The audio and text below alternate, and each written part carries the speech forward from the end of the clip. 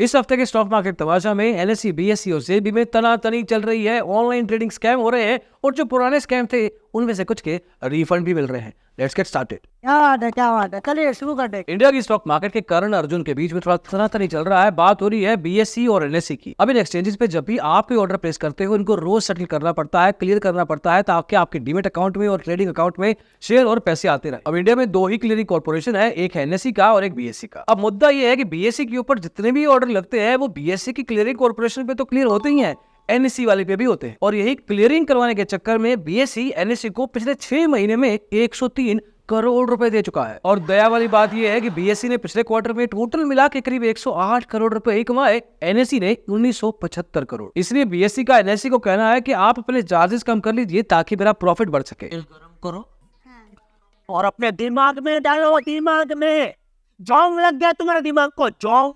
और एनएसई का कहना है कि इसके ऊपर हम कोई विचार करने वाले हैं नहीं, खर्चे अभी के लिए कम नहीं होंगे। अब लॉजिकली देखा जाए तो एनएसई के लिए बीएसई कंपटीशन ही है और अगर उसका खर्चा कम कर देगा तो मतलब अपना नुकसान करवाएगा। अब बीएसई को भी सोचना चाहिए कि एनएसई अगर चार्जेस कम कर देगा तो बीएसई पैसे ज्यादा कमाएगा और ये ज्यादा कमाए हुए पैसे से वापस एनएसई को ही कंपटीशन देगा। तो एनएसई ऐसा क्यों करेगा? फिर सोचता नहीं है यार। सेबी ने एनएसई के साथ सेटलमेंट करने से मना कर दिया है। अब आपको लग रहा होगा कि बड़ी हैरानी परेशानी वाली बात है, लेकिन एक्चुअल में ऐसा हुआ है। एनएसई के ऊपर पिछले कुछ सालों से कोलोकेशन स्कैम का केस चल रहा है। इस केस की इन्वेस्टिगेशन करते हुए सेबी ने एनएसई के ऊपर 625 करोड़ रुपए की पेनल्टी लगाई थी। एनएसई पहुंच गया सैट के पास। सैट ने कहा कि सेबी का ऑर्डर गलत है, हाँ 100 करोड़ रुपए की पेनल्टी लगाई जा सकती। हालांकि एनएसई तब तक सेबी को 300 करोड़ रुपए दे चुका था और सैट के ऑर्डर के बाद अपना पैसा सेबी से वापस मांग रहा था। तब जाके एनएसई ने सुप्रीम कोर्ट का दरवाजा खटखटाया और सुप्रीम कोर्ट ने सेबी को कहा कि ये 300 करोड़ रुपया वापस करो। लेकिन ये कोलोकेशन का केस अभी भी पूरी तरीके से सॉल्व नहीं हुआ है। सुप्रीम कोर्ट में तारीखें आ रही है, इसलिए एनएसई चाहता है सेबी के साथ आउट ऑफ कोर्ट सेटलमेंट ही हो जाए। और इसी सेटलमेंट को सेबी ने रिजेक्ट कर दिया है। कहा है कि हम आपको कोर्ट में ही मिलेंगे, बाहर बात नहीं करेंगे इस मुद्दे के बारे में। अब असली बात यह है कि एनएसई अपना आईपीओ लेकर आना चाहता है और आईपीओ लाने से पहले अपने सारे केसों की फाइल बंद करवाना चाहता है। अभी कोलोकेशन स्कैम के बारे में पूरी बात जाननी है तो ये वीडियो देख लेना, सारा कुछ अच्छे से बताया गया था। अब सेबी की तरफ से अगर सोचा जाए तो सारा का सारा पैसा तो पहले से ही वापस दे दिया है। अब 100 करोड़ की पेनल्टी में भी सेटलमेंट कर ली तो सेबी का नाम नहीं खराब हो जाएगा। और फॉरेक्स और बाइनरी ट्रेडिंग के बारे में आपने शायद सुना होगा, देखा होगा, खुद नहीं करते तो आपका कोई दोस्त जान पहचान वाला पक्का करता होगा। अरे इधर आओ, अरे एक बात बतानी है।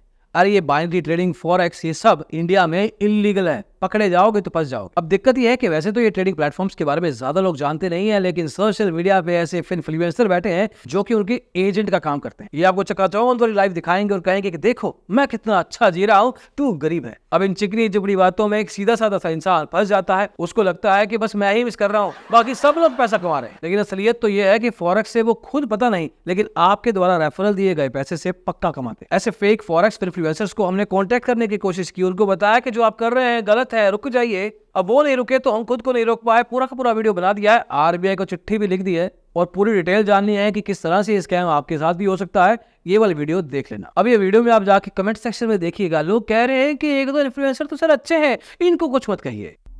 अरे भैया, स्टॉक मार्केट के धंधे में सारे ही अच्छे होते हैं जब तक वो पकड़े नहीं जाते। इन लोगों के मुकाबले मुझे उन लोगों से बात करनी है जिन्होंने इन जैसे लोगों के हाथ में अपनी मेहनत से कमाया हुआ पैसा एम ही पकड़ा दिया, और वो भी लाखों करोड़ों रुपए, और बाद में रोते रोते सेबी के पास पहुंच जाते और सेबी अपनी वर्कफोर्स लगा के तुम्हारे पैसे वापस दिलवाए। अरे भैया, गलती किसकी थी? थोड़ा सा पेनल्टी तो सेबी को इन जैसे लोगों के ऊपर भी लगाना चाहिए जो ऐसे लालच में आ जाते हैं।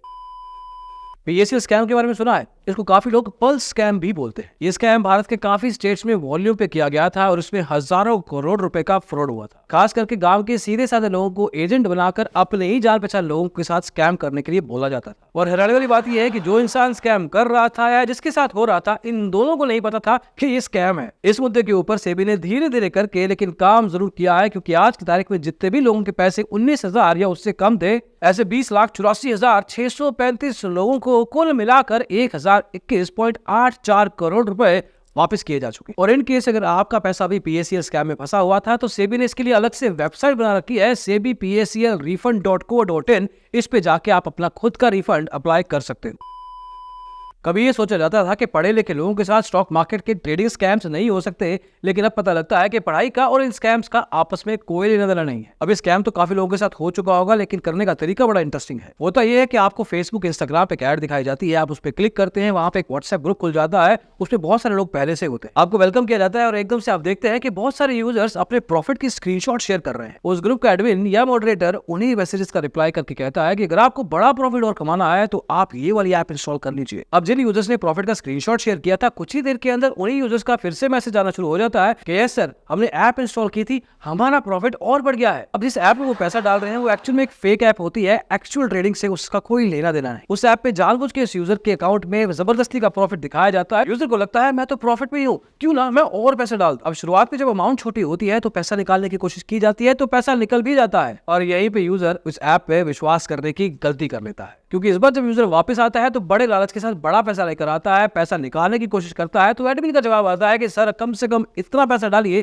तो पैसा निकाल पाएंगे। और साथ में एडमिन एक और बात भी कहता है कि सर आपको एक टैक्स अमाउंट भी देनी पड़ेगी, वो टैक्स अमाउंट दे दीजिए, नहीं तो आपका पैसा ब्लॉक हो जाएगा। और ज्यादातर ट्रेडर इस टैक्स अमाउंट को देने से मना कर देते हैं। इसके बाद उस व्हाट्सएप ग्रुप से और ऐप से उनको ब्लॉक कर दिया जाता है। और दिलचस्प बात यह है कि व्हाट्सएप ग्रुप पे जो लोग प्रॉफिट के स्क्रीनशॉट दिखा रहे थे वो एक्चुअल में इन्हीं के ही होते हैं। और ये वाला स्टॉक मार्केट्स का ऐप सिर्फ एक सोशल मीडिया नहीं, सब जगह फैला हुआ है। इससे बचने का सिर्फ एक ही तरीका है, लालच करना बंद कर दो। लेकिन मुझे पता है कि ये सारी वीडियो देखने के बाद भी कुछ लोग कहेंगे कि फिर क्या हो गया, थोड़ा सा पैसा तो ट्राई किया ही जा सकता है, इस शायद बड़ा रिटर्न मिल जाए। मेरा उनको यही कहना होगा कि सर बिल्कुल बिंदास कीजिए और रोते रोते वापस मत आना, लाइव सेबी के पास जाना, क्योंकि कोई भी सुनने वाला नहीं है।